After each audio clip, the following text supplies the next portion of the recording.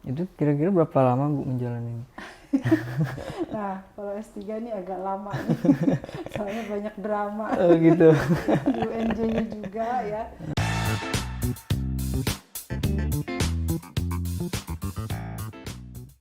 Ya, Assalamualaikum warahmatullahi wabarakatuh. Balik lagi di podcast Ruang Kamat, sahabat inspirasi anak negeri. Ya, saya Nur Paik di sini sedang berada di sebuah sekolah terkenal kayaknya nih. Ya, bisa diperkenalkan Bu Ya, nama sekolah dan oh sebagai ya, apa? iya. Terima kasih dari teman-teman apa nih? MAKUI. MAKUI ya. Di sini selamat datang di TK Bunaya Islamic Preschool, Ya. Jalan Kebonanas 2, nomor 10, Grogol Utara, bernama Jakarta Selatan.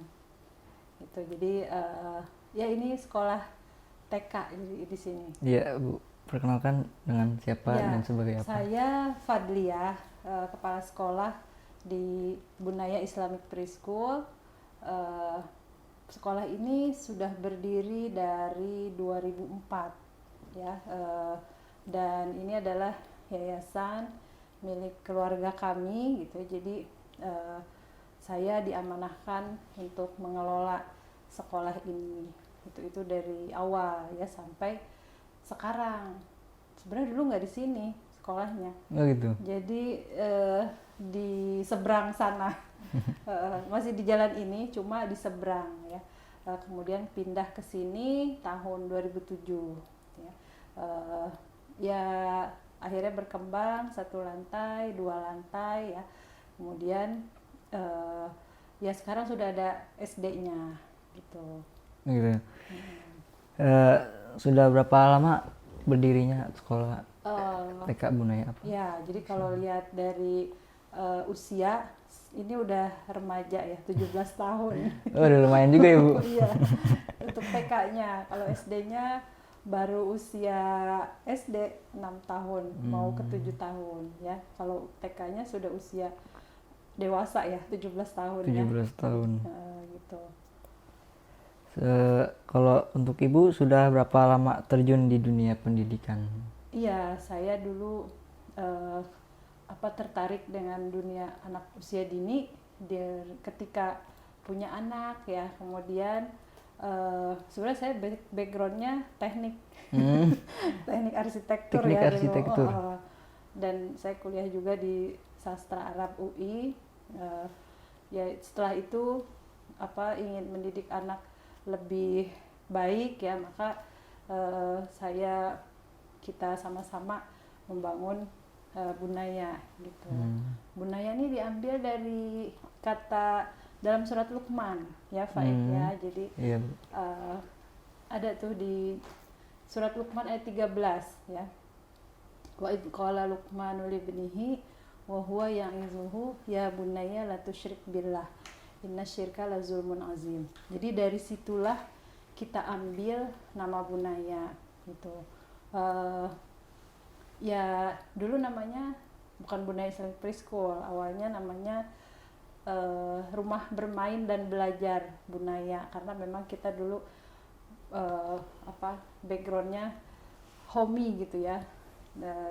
Waktu sebelum pindah dan setelah banyak murid maka kita pindah kemari, jadi seperti itu ya. Baik ya, kayak gitu Bunaya.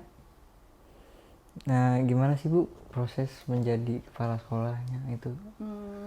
Itu tadi karena kita punya visi pendidikan ya di keluarga kami. Ibu saya juga keluarganya background pendidikan semua ya, para pendiri Al-Falah, tahu kan Al-Falah yang ada di sini tuh, itu keluarga ibu saya semua ya.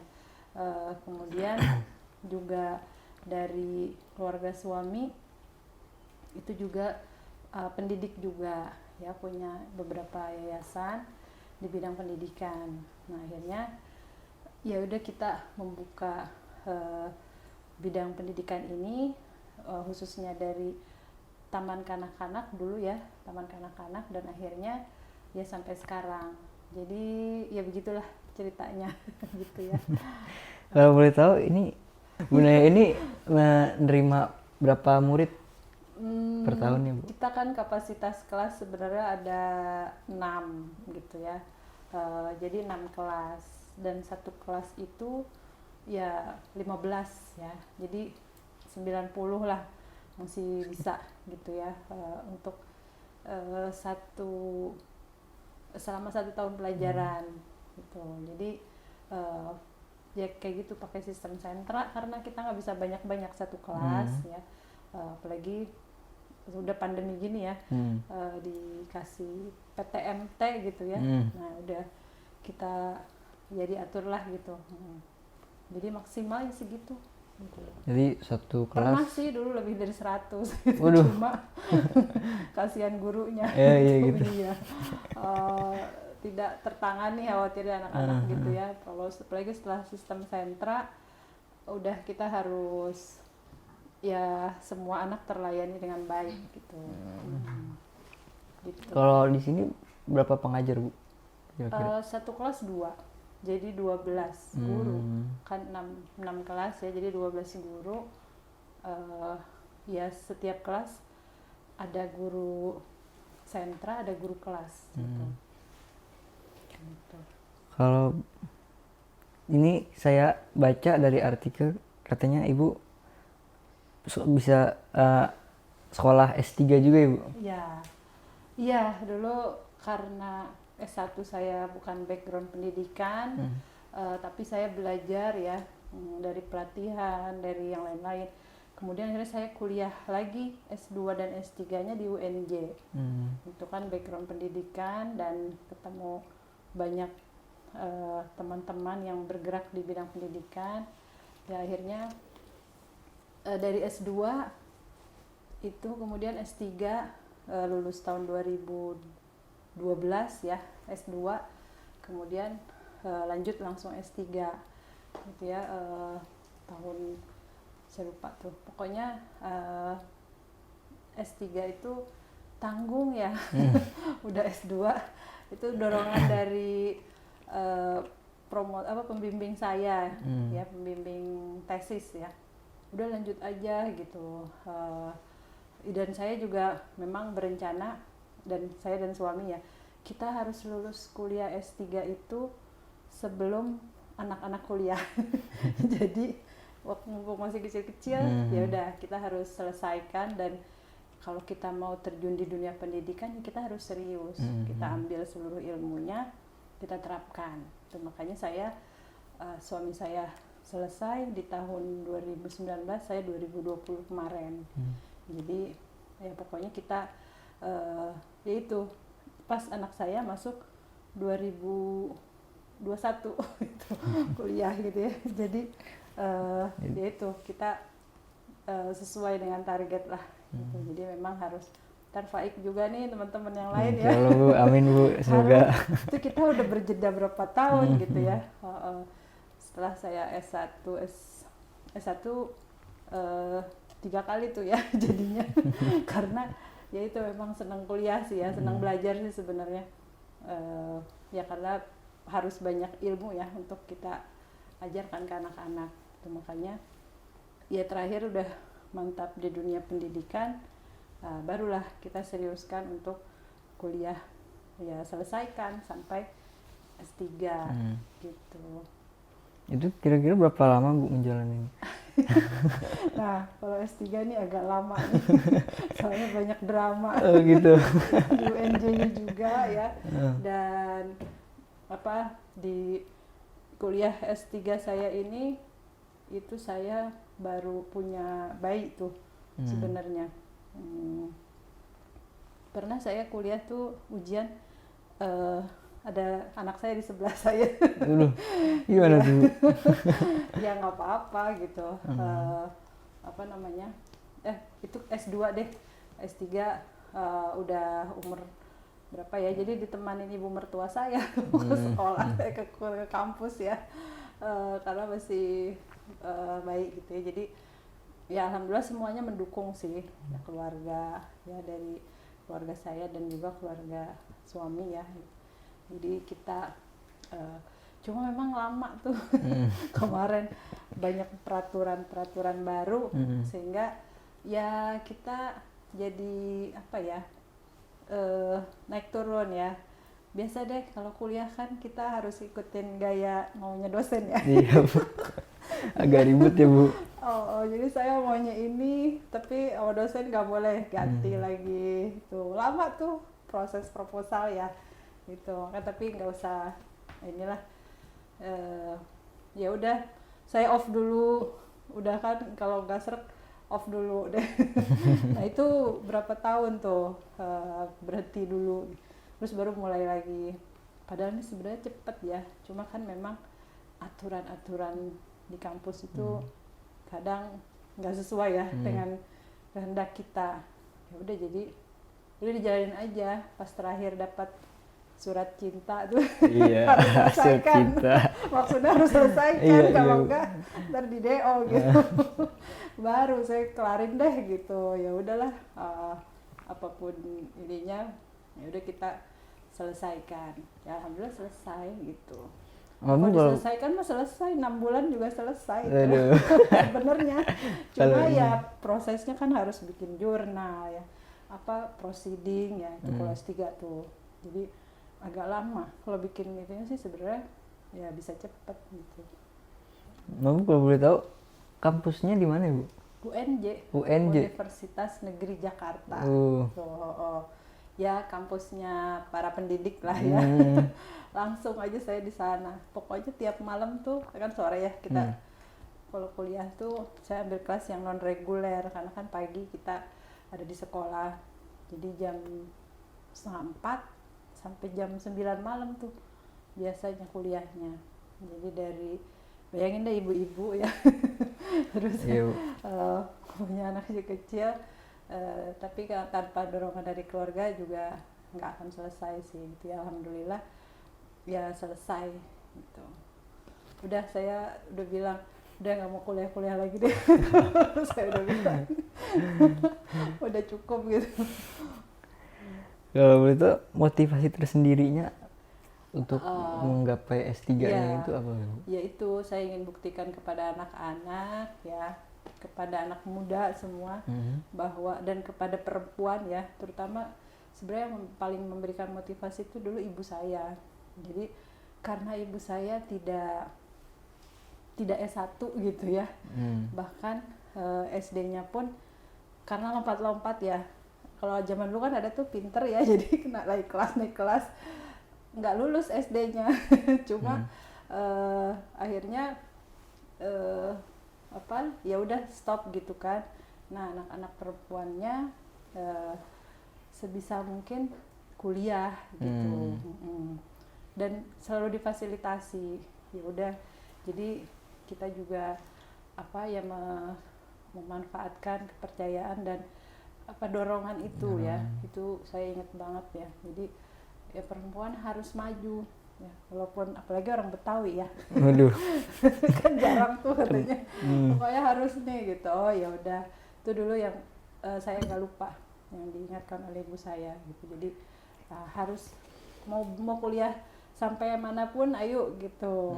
Ya pokoknya diusahain. Tapi walaupun kuliah mah saya pakai dana sendiri ya. Ya untuk S1 yang kemarin itu. Makanya saya bisa tuh S1 dua kuliah tapi dalam satu waktu. Ya, S1 sastra Arab dan teknik. Nah makanya setelah itu ya udah saya seriuskan kuliah S3-nya gitu. Itu yang mendorong motivasi saya itu, dan juga tadi bahwa kita harus selesai sebelum anak-anak kuliah. Gitu. Biar nggak berebut dan udah fokus gitu ke anak-anak gitu. Ini Ibu selama menjadi kepala sekolah pernah terlibat di organisasi apa aja sih Bu? Dan organisasi apa aja yang masih aktif? Iya, jadi banyak ya Pak Ikhya. Saya memang dari SMP, SMA, kuliah itu selalu terlibat dalam organisasi. Ya entah itu jadi bendahara, sekretaris. Terus waktu di kuliah tuh dua-duanya juga tuh. Baik di UI maupun di Pancasila ya, saya juga terlibat. dalam organisasi. Jadi nggak hanya kuliah doang ya, kalau anak muda cuma belajar doang Tuh. nggak berorganisasi, nanti nggak tahu di masyarakat tuh gimana gitu. Itu tapi saya tetap selesai tepat waktu gitu ya, nggak terbengkalai juga gitu, dan prestasi tetap gitu, nggak berkurang ya. Karena itu udah janji saya ke orang tua bahwa saya akan jalankan sebaik-baiknya. Nah, bahkan sampai ya itu saya jadi kepala sekolah, ikut sekolah, kepala sekolah berprestasi gitu ya. Itu dari saya hamil anak ketiga saya lagi hamil tuh terus disuruh ikut, ya udah ikut, akhirnya saya menang ya kan, terus dapat hadiahnya waktu itu sertifikasi, jadi nggak pakai proses-proses gitu ya seperti yang lain ya, jadi nggak pakai antri ya, itu di luar dugaan ya. Itu tahun 2000-an ya, di bawah 2010. Nah itu ikut kepala sekolah berprestasi, saya kemudian jadi ketua IGTK, Ikatan Guru TK ya. Kalau organisasi TK ya guru TK, organisasi profesi. Terus aktif juga di PGRI sekarang ya. Sampai sekarang saya masih di ketua IGTKI ya, di sini di kecamatan.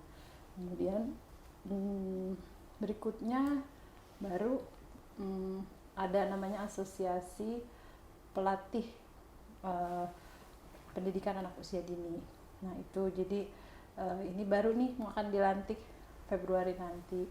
Saya sebagai sekretaris umum, kemudian juga saya aktif di asesor ya, BAN PAUD, Badan Akreditasi Nasional PAUD dan PNF ya.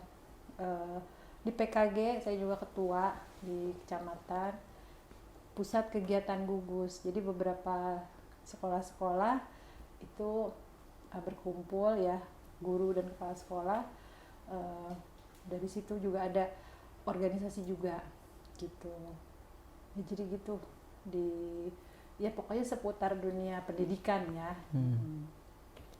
Gimana Bu, ada pengalaman sendiri menarik. selama berorganisasi nggak sih Bu? Iya banyak sih sebenarnya ya. Kalau dalam organisasi yang sekarang sih sebenarnya yang itu yang menarik di asesor ya. Jadi banyak kita merasakan ketika kita menilai sekolah orang gitu ya, kita kan juga seolah menilai diri kita sendiri gitu ya. Dan pengalaman ada yang banding tuh maksudnya ketika kita menilai terus kita diprotes terhadap penilaian kita, itu juga salah satu pengalaman juga tuh.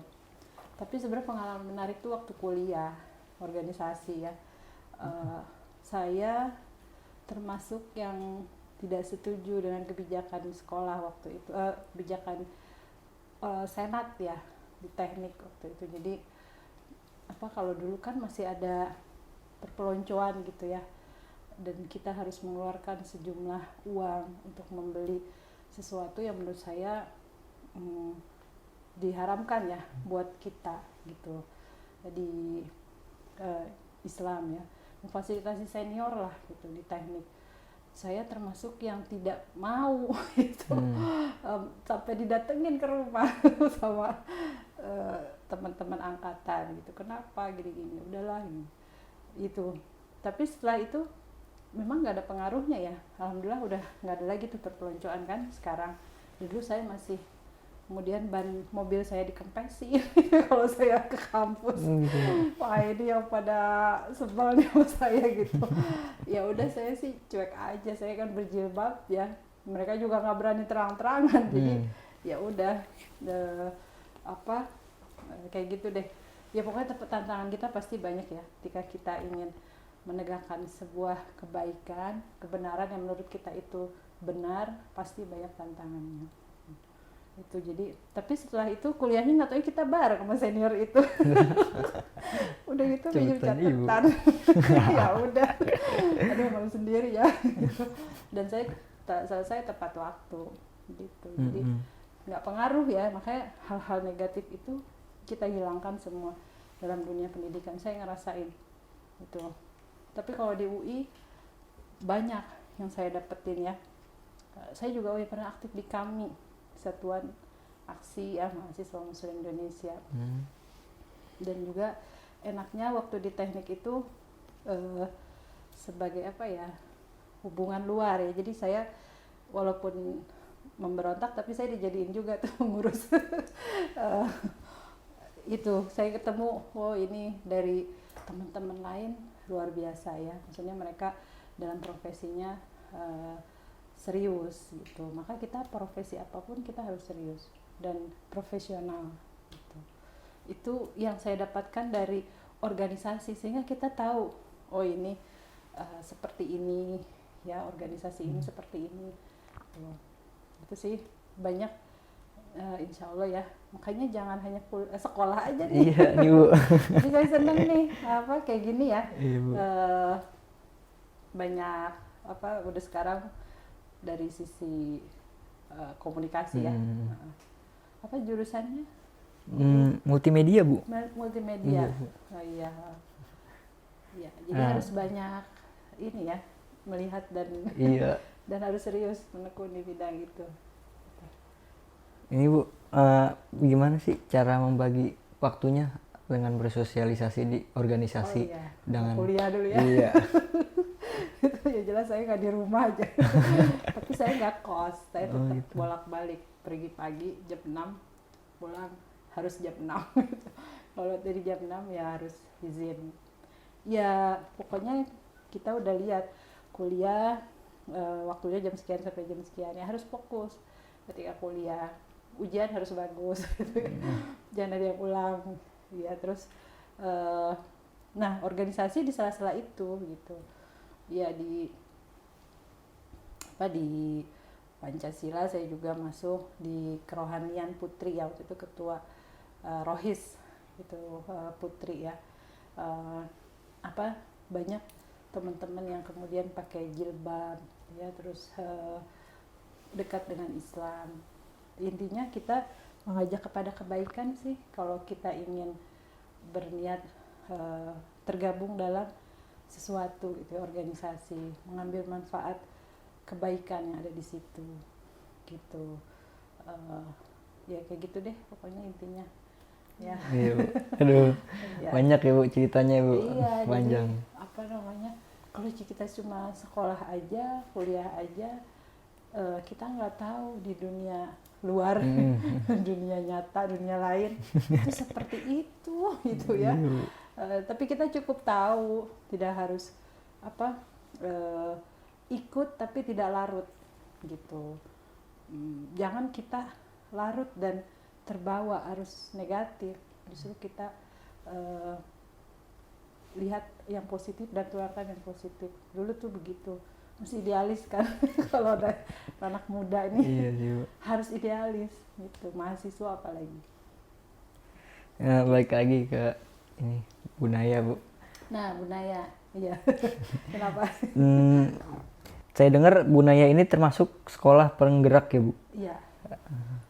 Gitu. Bisa dijelaskan Bu, sekolah penggerak itu kayak gimana sih Bu? Penggerak apa sekolah yang bergerak? Gitu ya. Pokoknya bergerak. Ya namanya juga penggerak. Iya.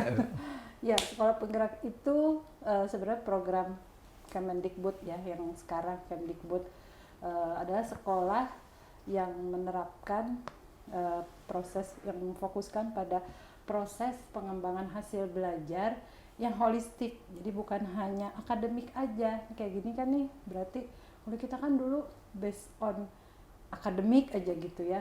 Jadi holistik ya, akademik ya, dan lain-lainnya gitu ya. Itu intinya untuk mencapai profil pelajar Pancasila. Udah pada hafal belum? Udah pada dengar belum? Pelajar Pancasila Bu. Profil lagu pelajar Pancasila. Belum Bu. Nah. Saya juga baru denger deh kayaknya. Oh ya, soalnya ya itu kalau Kemdikbud itu adalah program unggulan. Jadi untuk mencapai profil pelajar Pancasila ada 6 tuh. Ada mandiri, berkebinekaan global, kreatif, bernalar kritis, apa lagi ya? Oh ya, beriman, bertakwa kepada Tuhan Yang Maha Esa, itu yang paling pertama. Itu jadi 6 tuh. Nah itu ini ya, gotong royong satu lagi. Ya, jadi memang Jadi kemarin itu yang diseleksi adalah kepala sekolahnya ya. Karena di sini yang paling penting adalah SDM yang unggul, kepala sekolah dan guru gitu. Karena apa? Ingin ada perubahan paradigma baru ya. Merdeka belajar, dengar? Itu Enggak juga. jadi sekolah cuma ini disuruh harus. belajar aja nih Bu, nggak pernah denger Iya, jadi berita-berita harus lihat terbaru. juga terbuka dengan dunia luar nih. Ya, Iya. maksudnya kita tidak seperti katak dalam tempurung, nanti kalau keluar bingung gitu. Oh, ini di luar tuh begini gitu ya. Jadi kita tetap ada di dalam, tapi kita harus melihat situasi di luar gitu. Itu. Jadi profil pelajar Pancasila, nah itu intinya memang ada perubahan kurikulum ya di apa ya, intinya untuk lebih, kalau di sini merdeka belajar ya, kalau di anak usia dini di TK itu merdeka bermain, karena konsep belajar dalam usia dini adalah ya bermain, maka jadi kita merdeka bermain gitu. Kalau SD, SMP, SMA ya merdeka belajar. Itu di Kemdikbud. Saya nggak tahu kalau di Kemenak ya. Nggak ini ya. Itu jadi ya kayak gitu sih. Kita perubahan paradigma. Mungkin dulunya dari pokoknya guru yang berperan aktif ya, teacher center. Kemudian sekarang student center ya. Sebenarnya kita dengan sistem sentra dan lain-lain sudah sih. Cuma ada beberapa hal yang perubahan ya, seperti berbasis project ya, pembelajarannya pakai project. Kalau di TK ya, kalau dulu kan beda ya, sama dulu ya. Mungkin ya sekarang udah agak sedikit berbeda, anak bebas. Intinya adalah merdeka gitu ya. Itu filosofi dari Ki Hajar Dewantara. Gitu. Akhirnya diterapkan dari tingkat paling bawah ya, anak usia dini sampai SMA. Tahap 1 kemarin kita cuma 7 TK di DKI. Ini salah satunya adalah Bunaya. Gitu. Ya sampai sekarang nih guru-guru juga berubah, itu kan susah ya. Apa dari zona nyaman udah dengan kurikulum 2013 terus kita pindah nih ke kurikulum baru. Nah, itu butuh effort ya. Tapi alhamdulillah berjalan pelan-pelan gitu. Ini Bu, gimana metode pembelajaran di Bunaya Islamic Presenter School Ya, dan Islamic Preschool ya. selama ini juga Bu, pandemi gimana? Oh iya, awal pandemi kan kita daring full daring. Iya, itu juga ya adaptasi guru dan murid ya pasti. Kemudian kemarin di tahun 2021 ya, di semester 1 kita mulai blended tuh ya, ada mau yang tatap muka boleh, yang enggak juga boleh. Jadi itu juga pengalaman selama guru mengajar seumur hidup, baru kali ini nih usia TK tuh daring. Iya. Ya luar biasa ya. Setelah itu baru sekarang udah 100% PTM gitu, tatap muka 100% dan tiap hari. Kalau kemarin kan kita masih seminggu sekali gantian gitu ya, sekarang udah gitu. Jadi dan sistem sentranya terpaksa kita stop dulu karena kan beda ya, sentra itu kan berputar, dan pakai kurikulum paradigma baru gitu. Kayak gitu sistem di Bunaya, tapi tetap yang namanya karakter Islami ya, Bunaya Islami kurikulumnya tetap kita jalankan gitu ya, mix dengan kurikulum paradigma baru.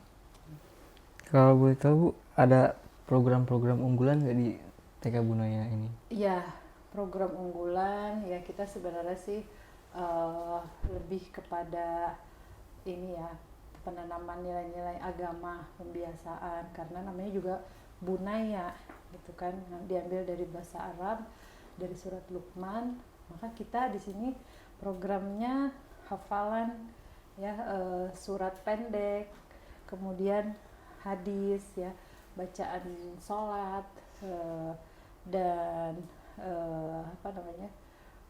ayat pilihan gitu ya, ayat kursi anak-anak Karena anak tuh cepet ya menghafal usia 2 tahun, 3 tahun, 4 tahun, 5 tahun, 6 tahun, memorizingnya besar gitu ya.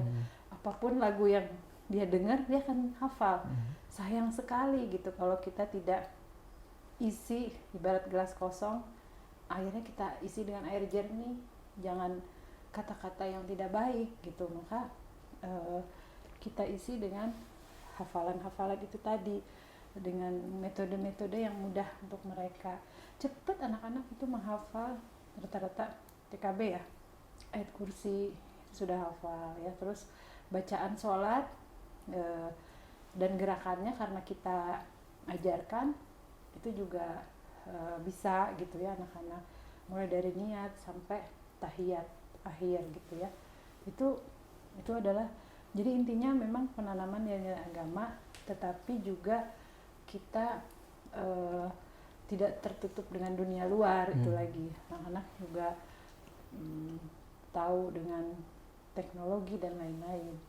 Kayak gitu sih program unggulannya ya tadi, Bunaya Islamic Curriculum. Kalau ini Bu, boleh tahu nanya, suka duka gimana selama menjadi kepala sekolah di Bunaya ini? Oh iya. Dan selama pandemi kemarin gimana? Oh iya, kalau pandemi itu benar-benar luar biasa ya.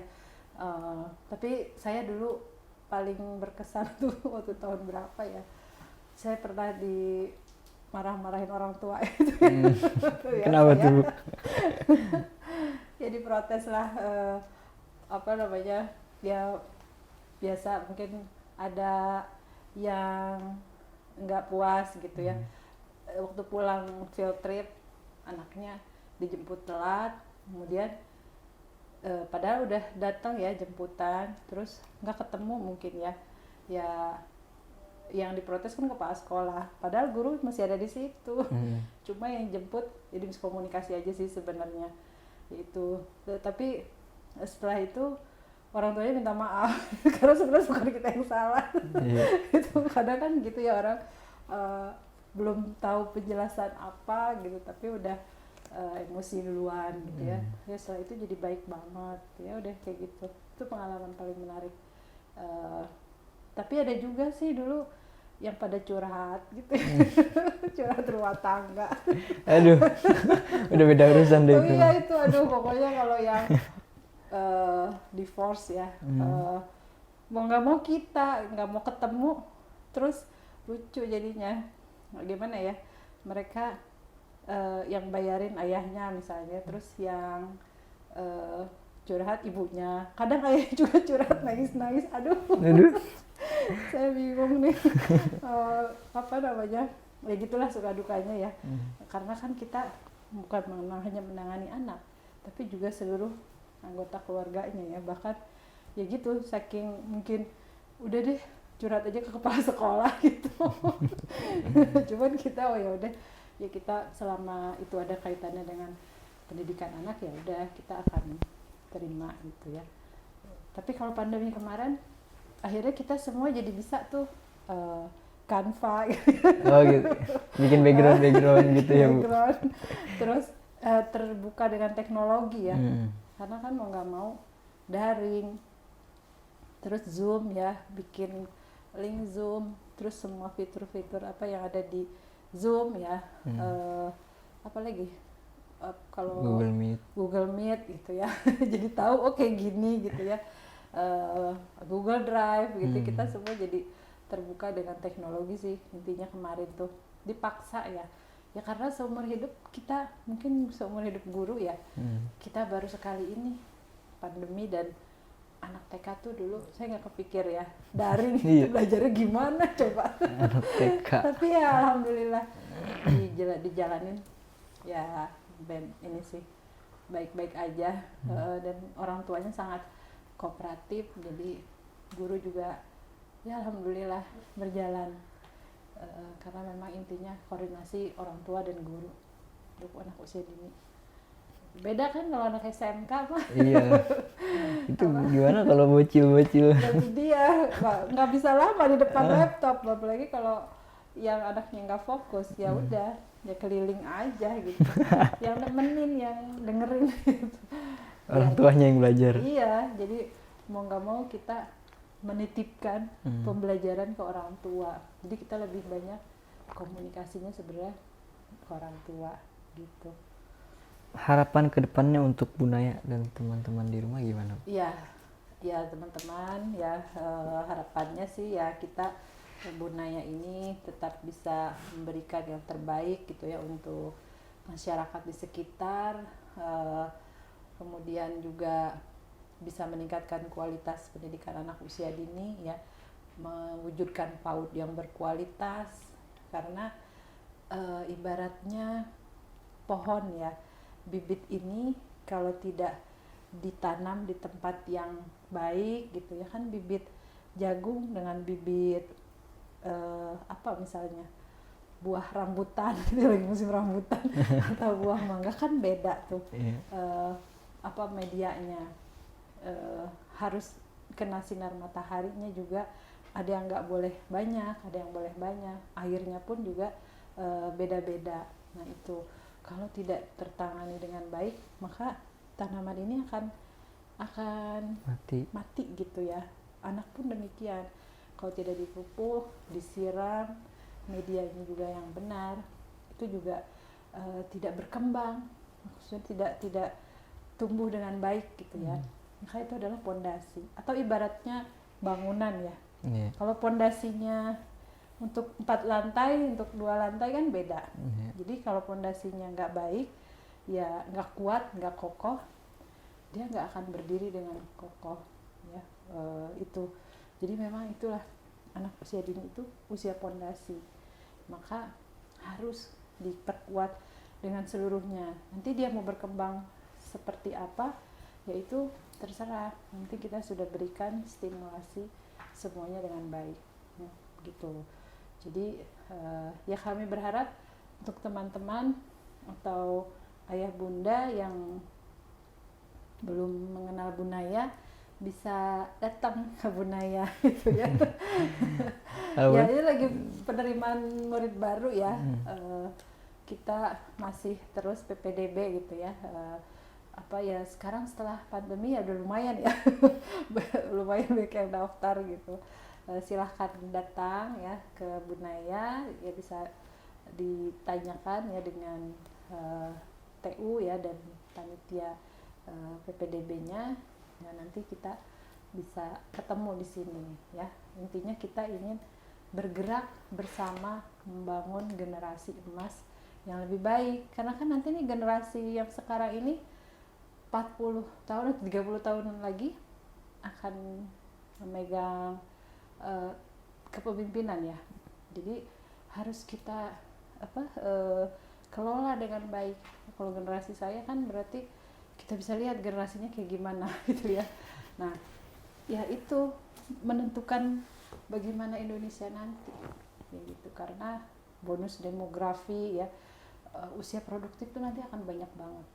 Kalau kita tidak punya kreativitas, kita nggak akan bisa bersaing ya, apalagi nanti persaingan global ya, dimana yang menang dia yang berkuasa gitu ya, dia yang bisa memenangkan kehidupan. Itu harus kita pikirkan ya. Mudah-mudahan Indonesia ke depan dipegang nih oleh orang kreatif kayak gini nih. Yang amin, bukan Bu, hanya amin. academic minded ya. Udah pokoknya nilai UN-nya bagus, ini bagus amin, gitu ya. amin. Tapi ya mudah-mudahan semuanya bagus juga Iya, ya Bu, gitu semoga. ke depannya. Itu saja ya dari saya, supaya generasi muda harus berprestasi, harus punya kreasi gitu, sehingga kita bisa menjadi bangsa yang unggul, yang lebih baik ke depannya. Itu ya, itu saja dari saya. Ya, mungkin di situ kasih tahu alamatnya lagi, Bu, mungkin tadi. Ya, jadi kita Alamat. nih di Bu Naya di Jalan Kebonanas 2 ya, nomor 10, RT 3 di sini, RT 3 RW 2, Kelurahan Grogol Utara, Kebayoran Lama, Jakarta Selatan gitu ya. Silakan ayah bunda yang mau melihat ya, dan mari bergabung bersama kami untuk mewujudkan generasi emas yang solih. Kita tuh tagline-nya solih, cerdas, ya solih, kreatif, mandiri gitu ya. Gitu. Jadi mudah-mudahan kita bisa sama-sama mewujudkan generasi yang lebih baik ya ke depannya, yang kuat iman dan juga teknologi ya, impaknya juga ya gitu. Itu saja. Terima kasih ya Pak Ik dan Iya. teman-teman dari Makasih. MAK Ya, UI. M-nya Madrasah Aliyah kejuruan Unggulan Informatika. Iya. Oke, sip. Keren. Ya Bu, makasih Bu. Oke teman-teman, kita udah sampai di penghujung acara. Buat teman-teman di rumah, tunggu apa lagi? Udah jelas ini kalau mau daftar anak-anaknya di TK Bunaya aja, udah nggak usah diragukan lagi kualitasnya. Terima kasih. Iya, Bu. Terima kasih Pak Ik ya. Iya. Sekian dari saya. Sampai ketemu lagi di podcast Ruang Kamat selanjutnya. Wassalamualaikum warahmatullahi wabarakatuh.